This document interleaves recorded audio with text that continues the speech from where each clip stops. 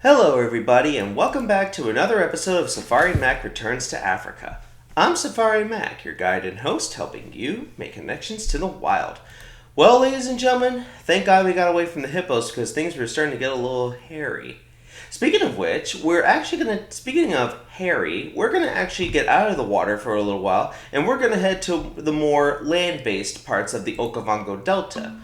Today we welcome our second primate species, but also our very first monkey species, the baboon, otherwise known by the Latin name of Papio ursinus.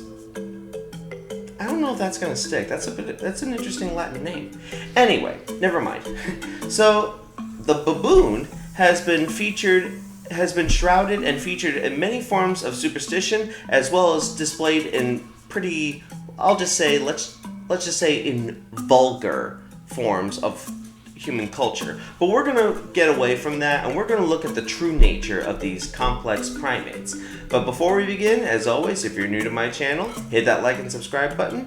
Check out my Facebook page for content on conservation going on all over the world.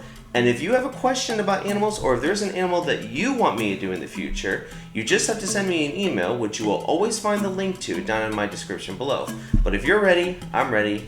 Let's begin. Now, obviously, we'll start off with its evolution and its family. Now, of course, it doesn't really take a deep thinker to figure out where the baboon stands. They are basically part of the primate family. This is a group of animals that are basically fairly smart. They have thumbs like we do, eyes on the front and not on the side, and we have good eyesight to be able to find our food. But did you know that once primates were so much different, they looked a lot like this? Picture it, millions of years ago, after the dinosaurs disappeared, primates began to take their place along with the other mammals. But primates were not social, and they didn't walk in the daylight. Long ago, at least let's say 49 million years ago, primates had a very solitary lifestyle, and they owned the night. But of course, as time passed and nature changed, primates would lose their night vision as we would have developed our ability to see in many different colors, which was handy in finding food, and we began to adopt a more sociable future. Now, the baboon is a member of the monkey family. In fact, it's considered to be the largest of the non-hominid variety.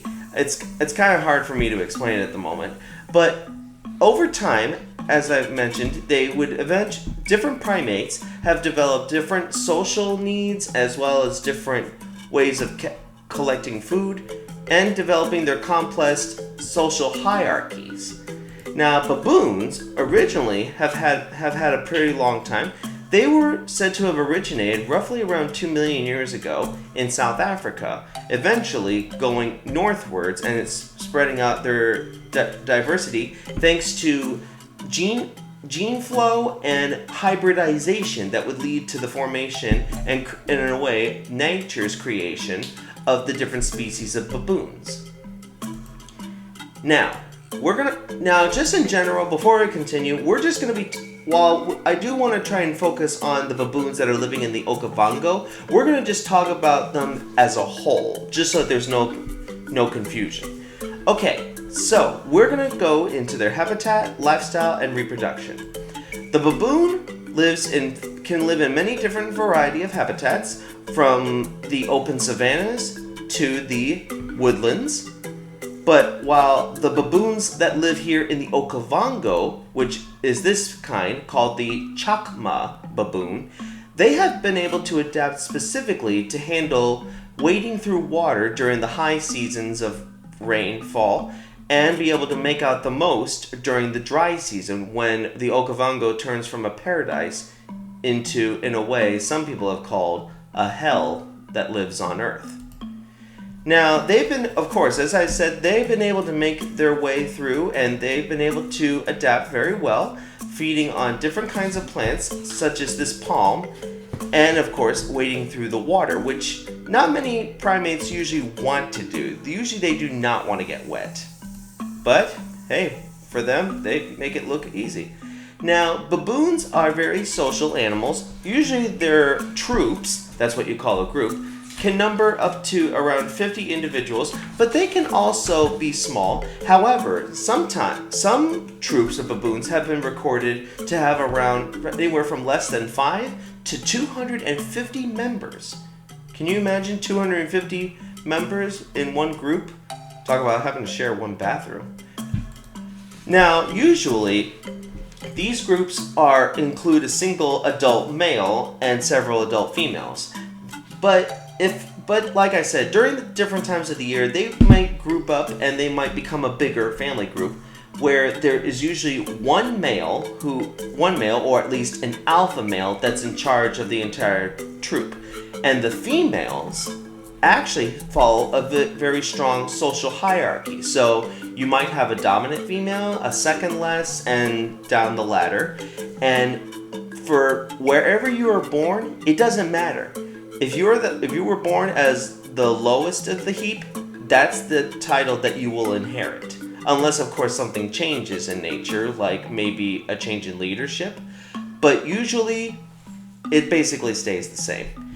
After a 6-month gestation period, mom will usually give birth to only a single baboon, where twins are considered to be incredibly rare, and usually both do not survive the early stages of life. But mom teaches her baby how to act around the other baboons, learning all the social cues and how to find food, especially some certain secrets to help them get through the toughest of times. And usually, baby is not weaned until they reach at least a year old. By then, they'll stay with if it's a female, they stay with that family group, while male baboons, once they reach 5 to 8 years, that's at least their maturity, the males will leave their family group and go off to find their own family troop to take over, or to, in a way, climb up the social ladder. While, as I said, the females usually stick around. Now let's talk about their diet and their hunting style, because believe it or not, they can hunt. So basically, omnivorous like us, they feed on anything edible, from flowers, shoots, roots, insects, and occasionally, adult males have been known to hunt and kill young antelope. This also has been unfortunately proven to be a bit of a problem because in areas where baboons are living close to humans, they have been known to steal livestock. So there might be a group of baboons that might steal goats, chickens, calves. It can get pretty nasty. And here's an even darker twist to the baboon. If as a way to avoid competition from predators or to be avoided being preyed upon, they have been known to steal and kill baby cubs of predators: cheetah, leopard, lion.